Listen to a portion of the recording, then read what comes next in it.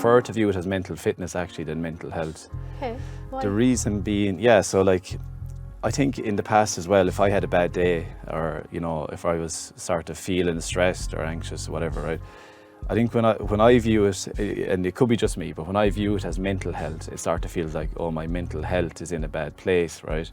And in reality, you can have a bad day. So like when I think about physical fitness, for example, and I think about it in the context of fitness, I know that even when I was at my fittest, I would have bad days. Like I would not train well, I wouldn't be good in the gym, or like I'd have a poor performance on the pitch or whatever, right? And I learned quickly to sort of put that behind me and move on. I didn't view it as this crisis in my fitness, like I just had a bad hour or a bad day, right? But I was able to move on quickly. So I think then, like, viewing mental health for me that way as more mental fitness means, okay, well, like, to be fit, like you need a kind of a program of work that you do. You need to figure out what works for you as an individual, that it fits into your schedule, that it gives you some benefits, it's good return on investment for your time and stuff like that. And by viewing it that way, then I've just learned to have a mental fitness program. For me, like, it's 20-minute block at some stage in the morning. I find that sets me up really well for the day. It gives me energy, gives me clarity in my thought. Sometimes I need to write if there's something bothering me, I'd write it down. Okay. Try and get some perspective on it. Like, and challenge your thoughts, because like, your thoughts are not reality, but they can have a huge influence on what the reality of your life becomes, right?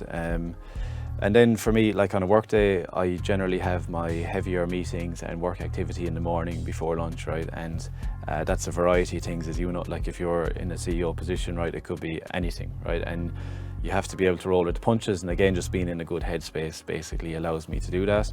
At lunchtime, I try and do, it could be 6 minutes or 12 minutes of like a walking meditation. I just find like that just clears my head from everything that's happened in the morning. I get recharged, more energy, and very focused going into the afternoon and productive, right? And if I had something on that was heavy in the evening, I would still again try and do a 5-minute block later in the day as well, really quickly, right? Like, so what was my biggest challenge, say 6 months ago, is not my biggest challenge anymore, but there's still a big challenge there, if that makes sense, right? So I think that the top tip for me would be just to take the time to like reflect internally, how is my body, how am I physically, how am I mentally, how are my relationships, right? And try and reflect on those and see what's working and maybe what do you need to address, right? And like that'd be the first thing for me.